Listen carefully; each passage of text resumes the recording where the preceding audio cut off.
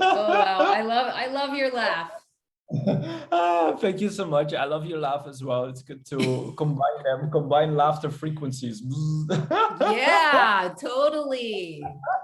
That's I hadn't thought of it in that way, but yeah, that is exactly what we're doing. Creating an orchestra of modulating laughter frequencies. Fantastic, fantastic. Good. Everybody who's watching, welcome to this very, very beautiful and special interview today with Gigi, all the way from the west coast of the Americas, the United States of Americas. She is residing in San Francisco. That is correct, right? I lived in San Francisco for 23 years, and now I live in the Central Valley in a town called Lodi, which is only an hour and a half away. Yeah. Okay, that is for Americans is basically around the corner. All right. Yeehaw! Yeehaw! West, yeehaw! Yes, fantastic. Yeah, Gigi is absolutely great. She's a fantastic laughter yogi, super amazing spirit, beautiful human being, and also she is a teacher at one of the best universities in the whole wild world, which is called Stanford University. Wowie wee wah. And Gigi is incorporating laughter yoga into her teachings at one of the best universities in the world. So we're going to learn a little bit today about how this happened and how she finds it teaching at this university. So Gigi, if first of all you can introduce yourself a little bit. Who are you? How long have you been teaching at Stanford? And yeah, what kind of person are you? That's a lot of questions to answer. Yeah, whatever. I'll do my best. Yes. So my name is Gigi, and I have been teaching at Stanford since 2018, which is when I finished obtaining my doctorate there in theater and performance studies with a minor in art history. And I've taught in the writing program. I currently teach in an integrative learning program that is called LifeWorks. And in this program, we design and we offer courses that combine scholarship, creative expression, and contemplative practices that are grounded in mindfulness and embodiment. And so I teach a variety of courses that span everything from positive psychology to critical studies in race and ethnicity, gender and sexuality studies, performance studies. So performance studies in terms of practice and theory. And I also teach mindfulness in the context of many of my classes. And I was introduced to laughter yoga in 2018. So I'm a baby. I'm a laughter yogi baby. So, but you know, I completely fell in love with the practice because it beautifully resides at the intersection of performance as well as mindfulness. You know, it's a playful mindfulness practice. And I was inspired to design a course last year that I had to postpone due to COVID. That integrated laughter yoga and theater, more specifically the methods designed by Augusto Boal, who was a Brazilian theater maker, director, theoretician. He became a politician later in life and was very interested in using theater as a way to transform systems of oppression. And so as I was teaching this class this last spring, I was able to offer it.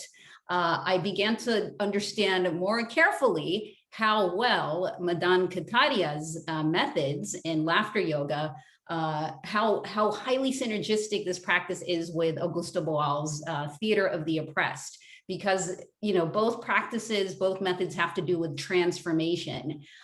So that's kind of the general concept of the class. And it's the first time at Stanford that a class in laughter yoga was offered as a quarter-long course.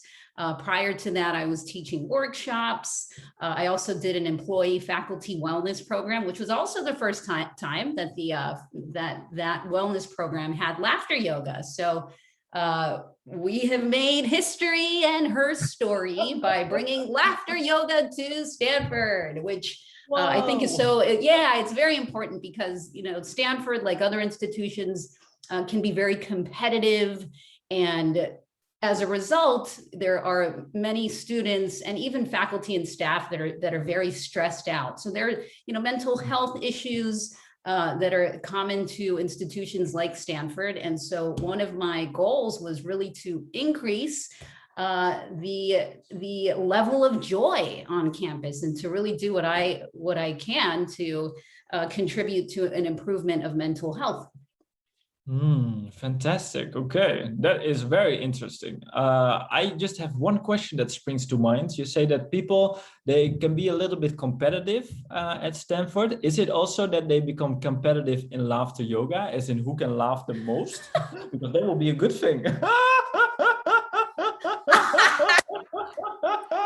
Wow, gosh, I will definitely keep that in mind. However, students that you who give took the highest mark to who laughs the hardest. Right.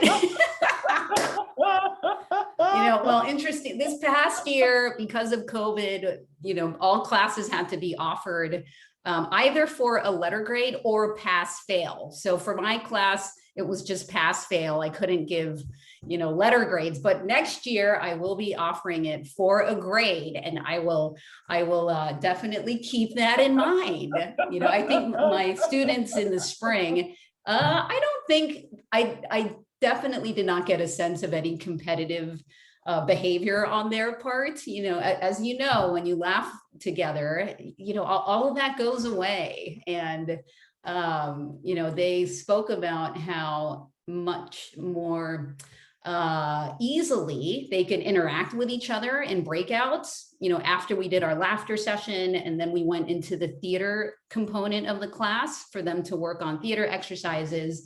And many of them said that the laughter exercises allow them to be more comfortable with each other as they created their theater pieces for each class. And then they also did a final performance that incorporated laughter exercises. So I had them make up their own laughter exercises, and it was great. In fact, most of the students who took the class were not theater students. They were primarily majors in science, technology, engineering, and math.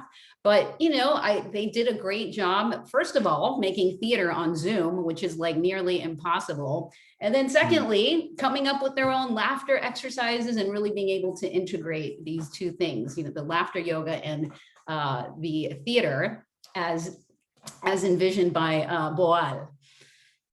Wow. Okay, that sounds amazing. Cool. So you mentioned that a lot of your students, they're not actually theater students. They come from other fields of interest, of studies. So how is it for them to come into your class and to start doing laughter yoga? Do you notice a difference between theater students and people from other fields? Is it more difficult for them, or do they open up a little bit slower? Is it always a surprise? How is this?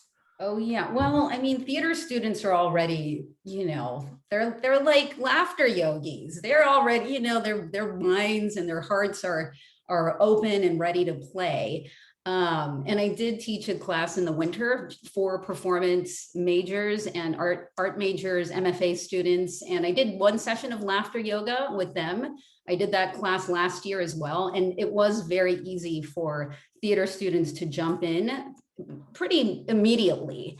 Whereas with this class that I taught, it was called Laughter and Play for Well-Being. There was definitely some reservation, but as time went on, they were able to open up. you know, people who are not involved in theater and performance and laughter yoga, I mean, you know, they can at first be very nervous and hesitant to open up.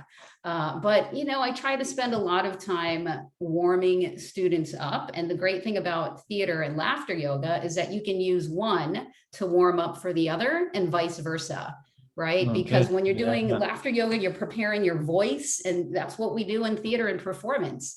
And then when you use theater to prepare for laughter yoga, you're basically like, you know, you're warming up your facial expressions, your body, and that really gets you in the mood to laugh. So anyhow, I think that the combination of theater and laughter yoga is just, it's magic. It's magical. Wow, cool. So you're scouring out new fields, incorporating laughter yoga with theater is absolutely amazing. Wow. And how do the people that have never been exposed to laughter yoga, how do they react in the end? Like, how are the reactions that they have? You know, they did final performances, and then I had them write a 4-page paper, and most of them wrote about, yeah, a short paper, pretty short. I mean, I think it was pretty short, but you know, then again, for science, technology, engineering, and math majors, it might seem long. However, I did have some students in the humanities and social sciences, but in their final papers, so many of them wrote about how the practice has significantly benefited their mental health. And on a weekly basis, I had them write reflections.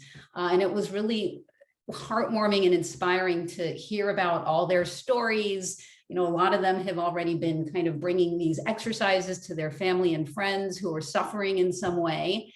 And I just emailed Madan Kataria a few of those papers and a film of one of the performances that I set them up into teams to create their final performances. And one team was comprised of students who, just a select number of students who have been on campus. Because of COVID, we haven't been able to have all students there. But in this one team, all of them were living on campus, and they were just living under very harsh conditions in isolation. So they did their piece about how laughter helped them get through COVID on campus, and they started a laughter club. That was part of their performance. So I hope that comes true. Yeah, I mean, so yeah, they are all, a few of them have already spoken about how they want to start a laughter club at Stanford, which is great. Wow, fantastic, amazing. Wow. That would be fantastic. Yes. Wow, that sounds amazing. Wow, laughter yoga is everywhere around the world. It is at Stanford, it is in Rwanda, it is in Japan, it is everywhere. Yeah. That's amazing. Yay! And you know, Marnix, I've gotten so much inspiration from your methods, because you are very theatrical. You're such a good storyteller. So I took my students on an adventure, and some of the things I do in class are totally inspired by your technique. Fantastic. Wow. I'm very happy to hear that. Any way I can contribute to a better world with more smiley people, I am super happy.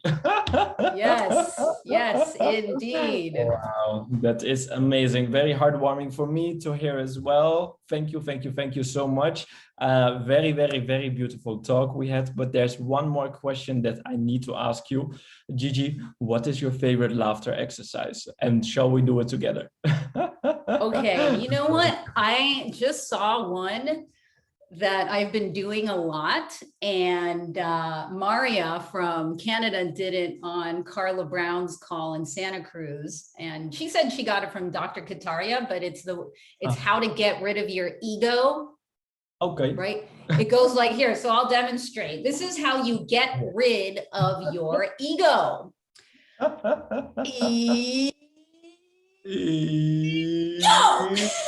All right, so let's do it 3 times, and then just like pick up the intensity each time. Ready? Okay, ready? Okay.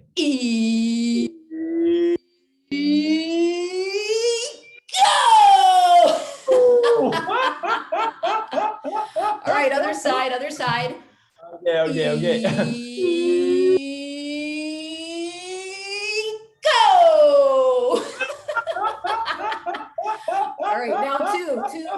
Okay, two hands, Ready? two hands.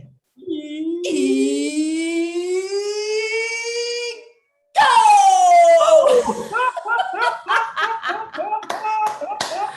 Yes, and actually we can end with very good, gay, because it's Pride Month. Okay. Very good, gay. Ready? Yes. Okay, let's do it together. Very good. Very good, very good. Yay! Yay!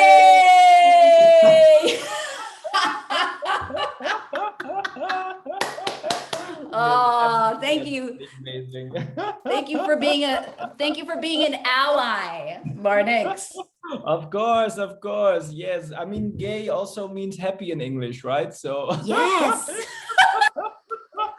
so I'm pretty gay. I'm very gay. I'm as gay as they get.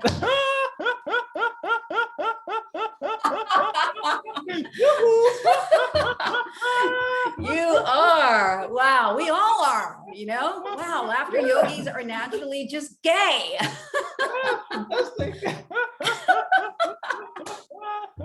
Oh, wow. Amazing, cool. Gigi, thank you so much. And yes, and for those people that want to join Gigi's session, especially for Worldwide Pride Day, she's organizing a special session coming Friday at at a certain time that is different for everybody. So I will put it in the newsletter that you're gonna see together with this video. So yeah, Gigi, is there anything else you want to share before we go? Sure. Yes. Yeah, well, so I'm joining Celeste Green's regular call on Friday morning, which many of you are probably familiar with. So she and I are going to collaborate on a Pride themed laughter session at 8:30 a.m. Pacific Standard. I believe that's 5:30 p.m. Central European time. Right. So, and then anyhow, we will post it on the international page, and then we'll give the info to Marnix as well. So please join us on Friday morning. Fantastic. Wow. Amazing. Gigi, thank you so much for sharing your beautiful story, for doing your fantastic, beautiful practice of sharing laughter with the world at this wonderful, very high institution somewhere on the West Coast of America. And yes, you are just a beautiful human being, so I sent you a lot of love. Aw, you as well, Marnix. You are beautiful. Okay, let's do one more. Very good, gay. And then it's time to finish. Let's do it together. Very good, gay.